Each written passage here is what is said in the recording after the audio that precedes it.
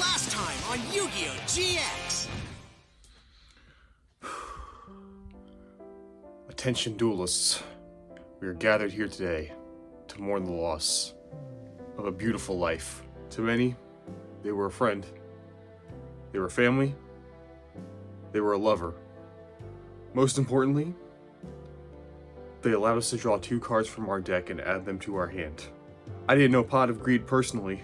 I never even got to find out what it did specifically. I do know one thing. Konami does not know how to design cards, and instead of adding rules and formats, or making cards to counter others to have a balanced gaming experience, they just banned the fun cards, like our friend here. First it was Change of Heart, now Pot of Greed. Don't even get me started on Tempest Magician, which doesn't exist yet. And when cards get banned, why keep showing them in an anime meant to sell cards, when the people watching can't even use them? Now let us all have a moment of silence for... I'm sorry? Let us all have a moment of silence for our fallen brother, Pot of Greed.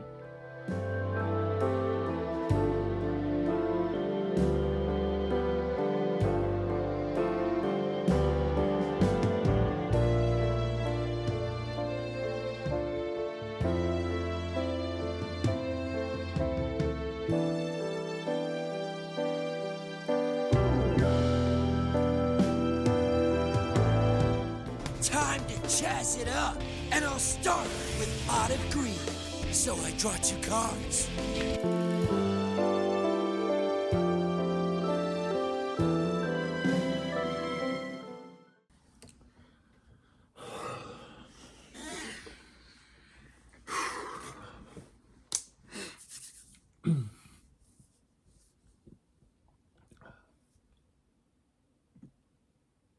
Welcome back, Slifer Slackers, to the final season of Yu-Gi-Oh! GX. I'll explain what that means at the end. So far, unimpressed with this next generation of Yu-Gi-Oh! While I still enjoy the first half of Season 1, it seems like anytime this series has a plot, or tries to, they fumble it pretty hard. I'm sure some people thought Season 2 was good, but in my opinion, and probably the opinion of the people making this show, considering the ratings were nowhere near as good as the original Yu-Gi-Oh!, it needed an overhaul, something to bring people back, you know, to come get their game on. And we get just that in Season 3, which is possibly the biggest tone shift in all of Yu-Gi-Oh! As this season is the best GX season, asterisk. Because look, I agree this is the best season of GX compared to the others, but like Season 2, it does have its problems as well. So yeah, I guess this is the best season. I think that's Season 4. But whichever you think is the best season, they both start the same, with a clip show.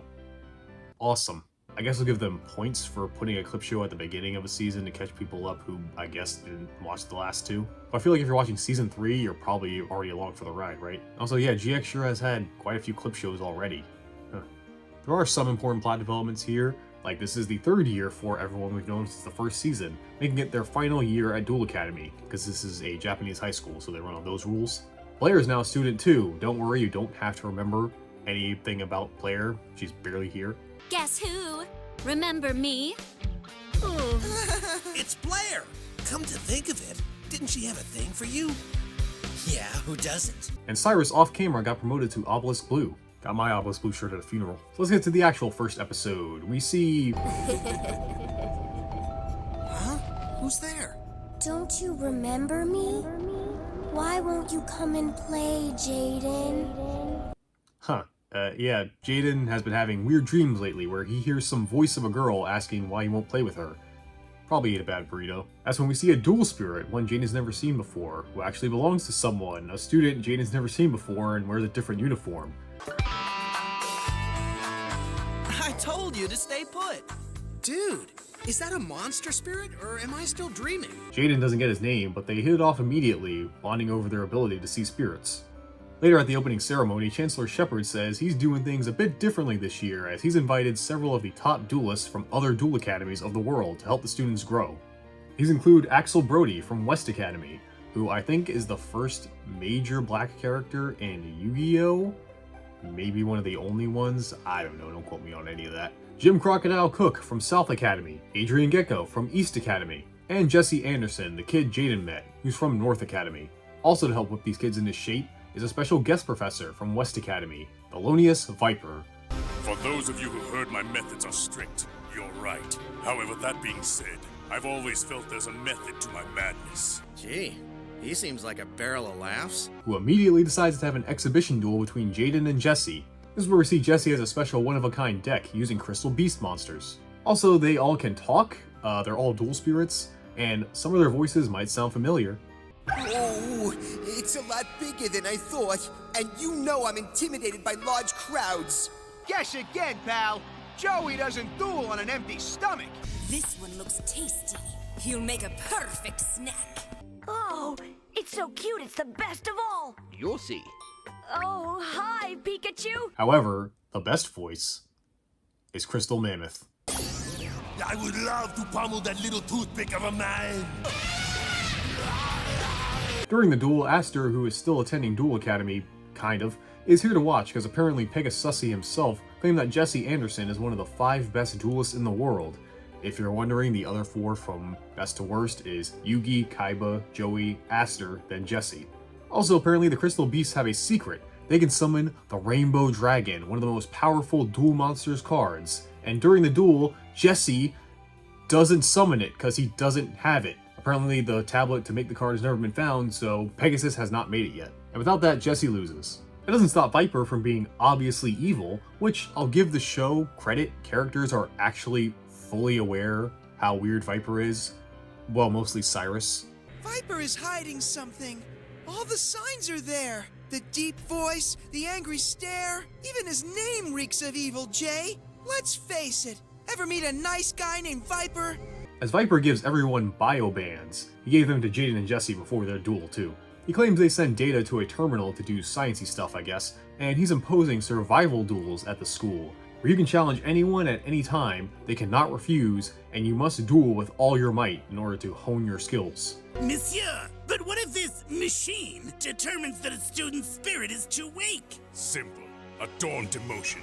And should one receive a second low score, the next step is expulsion.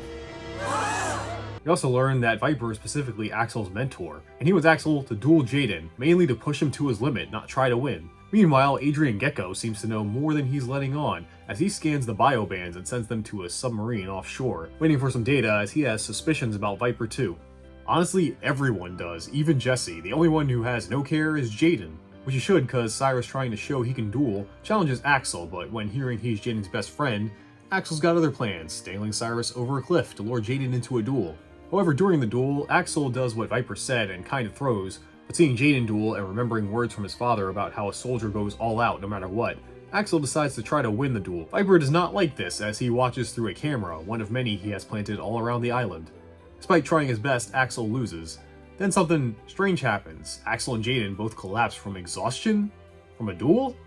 When brought to the infirmary, Miss Fontaine, who is the teacher for the girls' dorm, I might have mentioned her during the Season 1 stuff. She really only kind of showed up there, and now she's the school nurse. She was not that before. I mean, we've been in this infirmary many times, we've never seen her, but she's the school nurse now. Because I guess she was in the manga, so.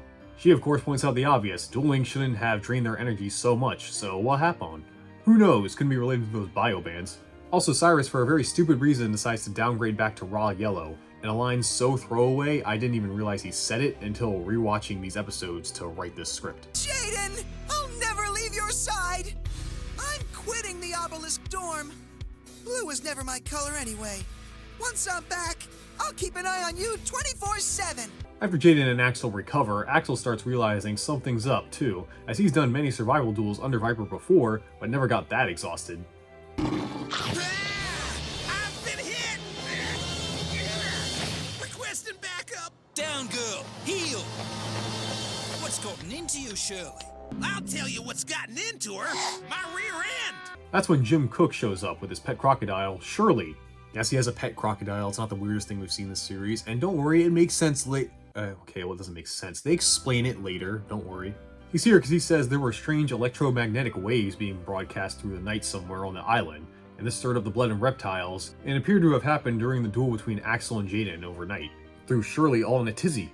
You know who else is reptiles? Hassleberry, who goes berserk thanks to those waves, and Jim duels him to calm him down, where we see Jim's fossil deck, which is pretty cool, even as one of those fusion cards I talked about last time, you know, that makes contact fusion useless. Couldn't wait one season without making your new summoning mechanic irrelevant, huh? Typical Yu-Gi-Oh! Never change. Jim wins, and after the duel, they also collapse. This is good for Viper, he's getting more energy. He notices that Adrian Gecko is snooping around where he's not wanted, so Viper starts making plans to squash this fly. Meanwhile, even the faculty is getting suspicious of Viper, and by faculty I mean Fontaine telling Crowler and Bonaparte about how the students have been showing up to the infirmary since Viper gave them those bio bands. Because I guess since Banner's gone, and that raw yellow guy from the last one, these are like the only 3 teachers around, I guess. Crowler thinks the kids just can't handle this new strict teacher, but surprisingly Bonaparte, I called him Bonaparte. Why didn't I think of that before? Bonaparte seems especially worried for the students, for some reason. Meanwhile, Viper deals with this Gecko situation by threatening him with expulsion if he keeps poking around. After all, what would the Gecko family say if their eldest son failed out of prep school? So he tells Gecko he has to duel, cause he's been avoiding it, and if he doesn't, he gets the boot. That's when Adrian with his mysterious contacts find out the bio bands have been turned up to 11, and if he duels, he'll lose so much energy, he'll be out of commission for way longer than a day. But if he doesn't duel, he'll get expelled. So Gecko has a really smart plan actually, by inviting a bunch of students to a party, a dueling party. And with the bands turned up so much, if so many students get practically comatose, Viper would definitely be exposed. So he would have to turn the bands to a lower setting. Invited to this are pretty much everyone, like Jaden and Jesse, who don't care, Cyrus, Alexis. Oh yeah, I kind of forgot about Alexis. She hasn't really done anything this season yet, huh? I should also bring up Blair has become friends with this total beta-ass wimp named Marcel, a raw yellow. It's actually kind of important. Marcel, not Blair. But nothing is more important than the Titan of Tearlaments, the Chaz, who also gets invited, and does some research on Adrian, seeing he's from the prestigious Gecko family, and that he's known for being a rich snob that gets what he wants, and there's only room for one of those at Duel Academy. So Chaz duels Gecko at the party, being extra with these helicopters suspending them. That's so Chaz. Fortunately, my goat loses to Gecko's Cloudian deck. Major storms heading your way, and you've just been put on high alert. Listen, you Al Roker wannabe. But they both get banded and lose their energy. And it seems there is some insubordination going on, as Axel has also started to investigate Viper, but gets captured after breaking into his hideout. Too late though, as the students from the party still collapse, so Crowler and Bonaparte try to tell Shepard and kick this Viper out of here, but he's disappeared. Again, leaving them in charge. Again. Luckily they don't have to do much because the kids will, as Gecko tells everyone most of what he knows, not too much. He tells them about the bio bands and how they're sapping their energy. With this news, the main characters, including Jaden, Jesse, Cyrus, Hasselberry, Jim Cook, and Alexis, go to Viper's hideout to face him? What? Wait a minute, we're like 8-9 episodes in and the characters are actively realizing that there's something going on, identified the threat, and are going to face it? This is not the same series. What happened? Hashtag not my Yu-Gi-Oh! GX. Okay, for real, like I said, this season has some good stuff. And one of them is the characters are way smarter all of a sudden. For a while, they've been talking about how Viper is sus and that he's using these bio bands and they might be the cause, and they're actually going to face him. This is episode 9. Remember, these are the same people that did fuck all when Sartorius was going around brainwashing everyone for like 50 episodes. And this, my friends, is what we call good writing, where the characters are active and progress the plot themselves instead of the last 2 arcs where they waited around for the bad guys to find them. Not only that, they even take things from previous seasons and expand on them, making them make sense in the story. Like you might be wondering where and how Viper got this hidden lab on the island. Well, it's the same lab that experimented on Wheeler the monkey. Yeah, he's just repurposed it for himself. I love when shows do that, take stuff from previous seasons or storylines that were dumb and unimportant and make them more significant. If there's one thing that ruins it, yeah, you guys. So this time, unlike last season where they tried to balance out the serious nature of events by giving characters completely crazy voices with varying results, this season 4Kids decided to go hard on the abridged series-esque lines, as now characters, mostly Cyrus, will often break the fourth wall and point out stupid shit. Remember what Jim said about the weird energy and how it's being caused by our biobands? I've been saying this all along! You know, Jim brings up a good point. I never thought of that. I did, but no one listens to me. I'm just the wimpy sidekick who's here for everyone's amusement. I'd never have an idea that could help move the plot along. One problem, none of us are wearing watches. Got a backup plan? You bet I do. Let's all shout at the same time and hope for the best. Yeah! Y'all ready now? Oh yeah, let's go! You know, I carried that water for 3 episodes, Jay. And yeah, it's pretty distracting, but again, compared to last season and what they did and the fact the writing is better, it's a trade-off I'm willing to take, I guess. Anyway, immediately going into the facility, everyone gets separated, and Jaden to proceed is stopped by Professor Stein. And it's 4 kids, so they do a joke where he sounds like Ben Stein. Do you know who that is? They also built the pyramids. Anyone? Anyone? The answer is the Egyptians. When did this occur? Can anyone tell me how many years ago? 1,000? Anyone? Well, this Stein is a teacher at Duel Academy who is working with Viper, and will only let Jaden proceed if he wins a duel against him. And again, every character is smarter, including Jaden, as he declines the duel, saying, no, I'm not going to let Viper just steal my energy and you can waste my time. That's stupid. Unfortunately for Jaden, they did bring a woman with them, and this is Yu-Gi-Oh! As yeah, immediately Alexis gets trapped in a pit that is filling with water, and she will drown if Jaden doesn't win in time. Yeah, poor Alexis. She's in full wife mode this season. The worst part is, almost drowning is not the worst thing that's going to happen to her this season either. So what caused this teacher at the academy to go so far he'd kill a student? Truancy. Seriously. Now, I don't think it was meant to be, but I think the reason he's helping Viper is kind of funny. So since Zane left, Jaden is the best duelist in the school, obviously. And what's he known for? Being stupid and not attending class. So, if the best duelist in the school skips classes and is still amazing, why would anyone else attend? So eventually, everyone stopped coming to Stein's classes. Except Alexis, the kiss-ass herself. But even she eventually became a delinquent, skipping sometimes. So he hates Jaden and thinks Alexis betrayed him, and that's why he's fine with her drowning. Come on, I can't be the only one who thinks that's a funny reason to be evil. Anyway, Jaden wins, of course, and Alexis is saved thanks to Jim and Shirley, who found a route to her based on where the water is flowing. No joke, Shirley, probably the most useful female character in this whole series. Sad that that's true, isn't it? But Jaden's out of commission now, and Jesse finds him, and we get a kind of a weird duel here, as Jesse comes face to face with the Trapper, who also works for Viper, I guess. A duelist who likes to take cards and trap duel spirits. And Jesse made a promise to some kid, years ago I think, that he'd face Trapper and get his cards back. And now that's happening. Okay, I don't know why we had to give him this whole backstory, he could have just been another jobber. Important stuff, Jaden is still having these weird dreams about a girl saying they used to play, and Jaden abandoned her. Still eating those bad burritos, AJ. And we learn Jesse got the crystal beast from Pegasus, cause they can only be used by a duelist they choose. Jesse wins and the gang regroup. So now Viper is done fucking around, as the thing he's been collecting duel energy for, this weird creature in a test tube, needs just a little bit more, so he decides to duel. But Adrian finds him, and the two don't duel, they have an actual fist fight. These are pretty rare in Yu-Gi-Oh, but they do happen.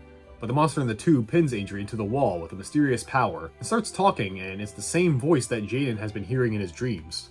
Adrian, I'm glad you stayed to play with me.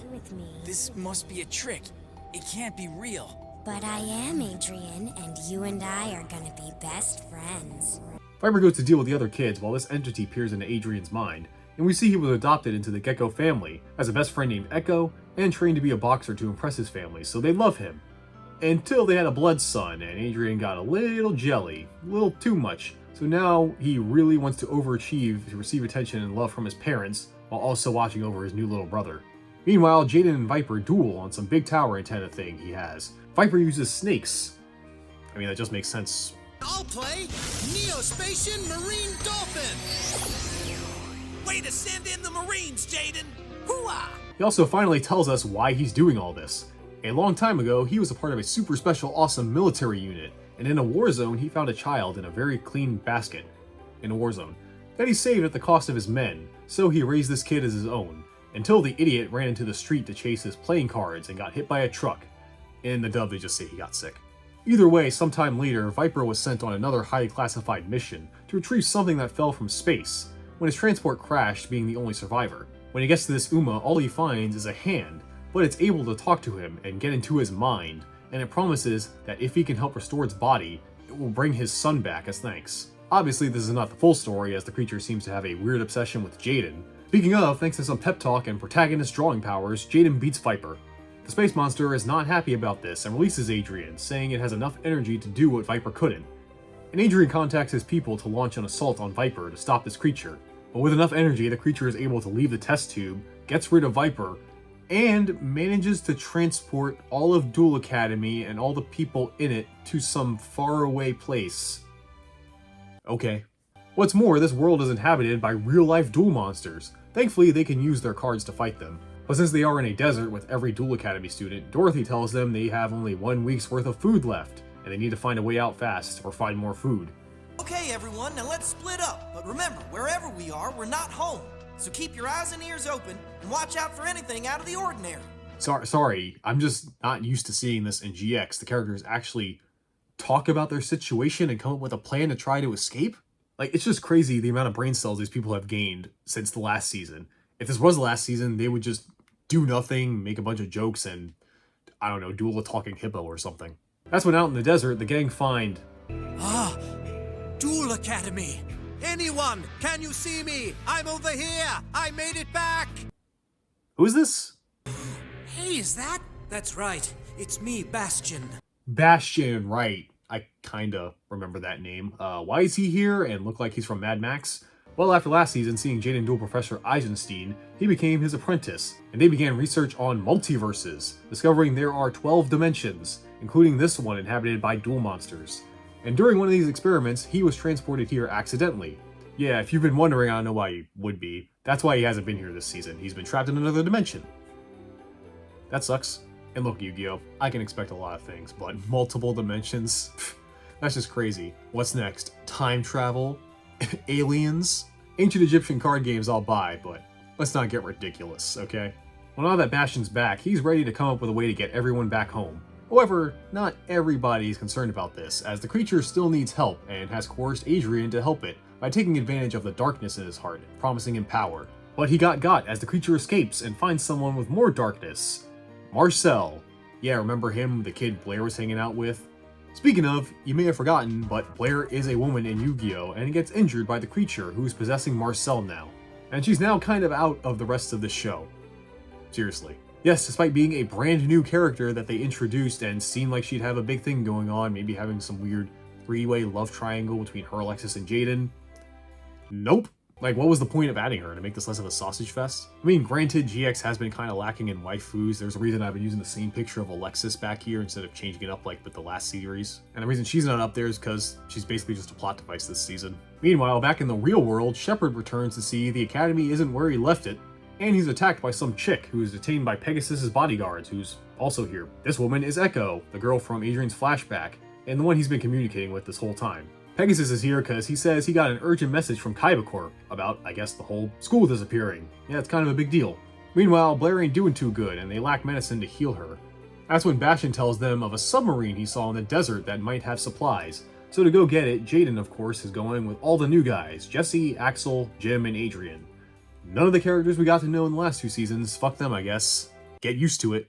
There's one problem though, the biobands. They still are sucking energy from students and giving it to the creature, and it activates when they use their duel discs. And they are all stuck, they can't take them off. So they can't just go around fighting everything like crazy, they gotta be smart about it. And Adrian is smart about it, as he's going, cause this sub is the sub he was communicating with that got sucked here too somehow. So he goes to delete any data there that could reveal his true intentions. And after the creature sends some monsters to attack the gang like some kind of Power Rangers villain, they get the supplies and head back. Back at school though, it's not great, as I'm just gonna say Marcel instead of this creature, for clarity. Marcel duels some kids, turning them into duel ghouls. Essentially zombies who are drained of all their energy and now are under Marcel's control, and only want to duel. And if they beat you, you turn into one. And unfortunately, they get the ultimate of UAs, the Chaz, who is guarding the food from students who would try to steal it. When the gang make it back, they see these duel ghouls are spreading like wildfire. Even Cyrus is infected. Luckily, Alexis and Hasselberry save them and explain what's up, and that the gym is the safest place, so they need to get there. But Jaden gets a message from Miss Fontaine that the ghouls are trying to get into the infirmary, so he goes to save them. Of course, everyone wants to save Blair, but we see Jaden specifically is very adamant to help, almost rushing off, but the others convince him to be smarter about it. So while everyone distracts the ghouls, Jaden and Jesse make it to the infirmary. And it's too late. Fontaine is a ghoul, and Jaden duels her to distract her long enough for Jesse to grab Blair and the medicine in the infirmary. I will say, while I've been liking the duels in this show as a whole, I found myself less interested in them, cause the actual story now is way more interesting. And it's not like they're bad. This one is cool with Fontaine using banned cards to make Jaden lose life points through effects. But also them dueling in the infirmary actually matters, because this is all real, you know, not holograms. And Blair being there, she could get hurt in such a small room. All that's great, but at the same time, I don't want to see this, I want to see the story continue. It's like I'm watching this cool story about these kids going to this other world and this weird monster obsessed with the main character, and then it keeps getting interrupted by this card game. It's weird, I've never felt this way about Yu-Gi-Oh! So far, but to me in this season the dueling just feels so far away from what's happening that when one comes up I'm like, oh right, I'm watching Yu-Gi-Oh! Is that a good thing, a bad thing? I don't know, I'm being entertained, so I guess that's all that matters. Jaden and Jesse make it to the gym with Blair, and things aren't good, because the ghouls are blocking access to the food storage, which is making everyone very uncooperative. Especially this Obelisk Blue named Slate and his cronies, who don't like these new characters calling all the shots, when he's been an extra since Season 1. So they go off on their own and run into Marcel, who lures them in with food, and then turns them into monsters. Then Marcel makes an announcement, while more speaking directly to Jaden, that he'll give everyone access to the food if Marcel can get access to the power supply station, of all things. Jaden refuses the deal, but tells Marcel to duel for it, of course. But Jaden is still worn out from dueling Fontaine, and Marcel, or whatever's possessing him, seems to really want Jaden. So Jesse, Axel, and Jim duel the three jobbers instead. Meanwhile, oh, Blair's better, by the way, I don't think I mentioned that, she's fine now. Blair sees Bonaparte sneaking off and informs Jaden, and the two go after him. At the duel, Axel wins first, realizing this whole thing is a distraction, because it seems like the monsters are wasting time, and he's right, because Marcel is out in the desert, and Bonaparte catches up with him, along with Blair and Jaden. But Bonaparte defends him, as he reveals Marcel is his son? That's when Marcel reveals the true reason he set up that duel, because he uses his powers to reveal the 7 pillars. Yep, if all of Duel Academy was taken here, then the Sacred Beast cards were as well, and that's what he's after. Jaden follows him into the pit to stop him, while Blair and Bonaparte return to the school to let everyone know about how this whole thing was a setup, angering the students who wanted food and go charging into the school with no plan, and they all get zombified. So our named characters are the only ones left. Meanwhile, Axel and his troop of blue berets he made a few episodes back arrive at the power supply station thinking Yubel wanted something there, not knowing this was a ruse. But luckily he did, cause at the station they see there's still some power left, and he sees a communication from Professor Eisenstein. Bastion uses the school's PDA to communicate with him, and he explains a lot of technobabble. Long story short, the way back is by using the Rainbow Dragon card. Its powers will teleport them back, but of course Jesse doesn't have it. It hasn't been made yet. But luckily, Pegasus, coincidentally, has just found the tablet and is able to make the card.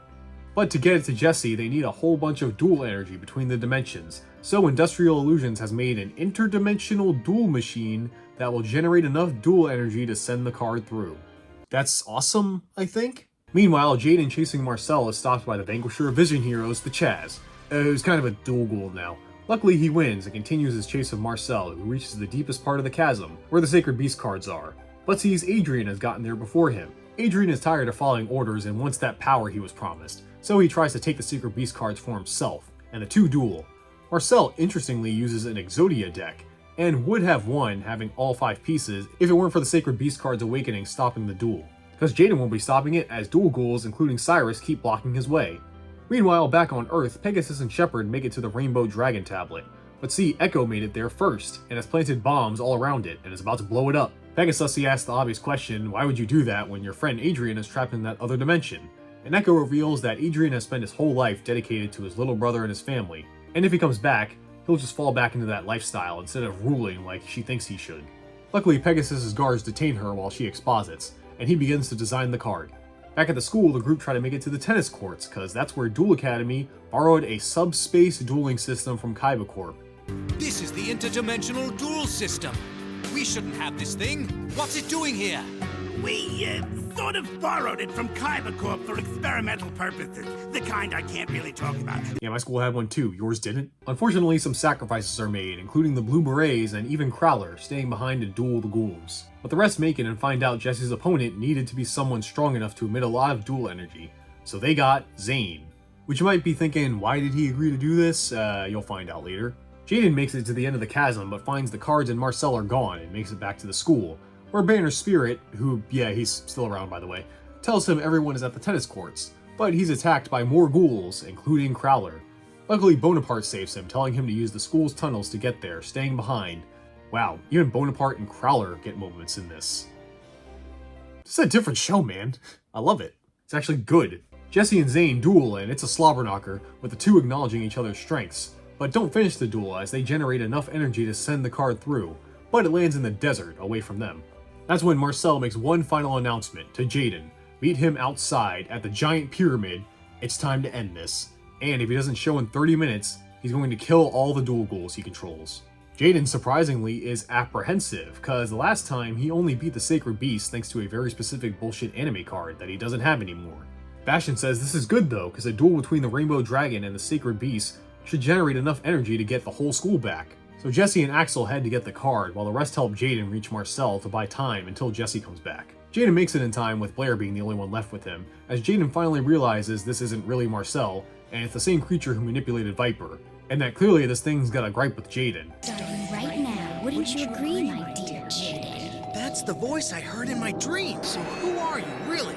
Don't you know yet? I'm your old friend. Old friend? That's okay. You were just a silly little kid back then. I didn't forget. How could I after what you did? It doesn't go too well for Jaden, as Marcel has a whole bunch of newly printed support for the Sacred Beasts.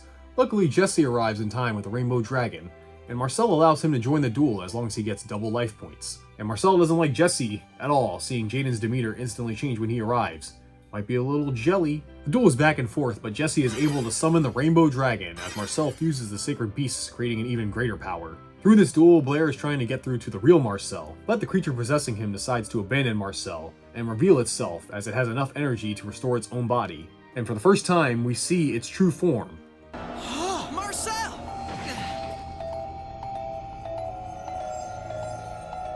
Finally, my transformation is complete. I am as real as the rest of you. That's when finally Jaden realizes what they're dealing with, as he finally remembers this creature's name. No, you can't. Yubel? Hold up! You know that? That thing? I do. Took you long enough to remember. I'm hurt. I never forgot. How could I?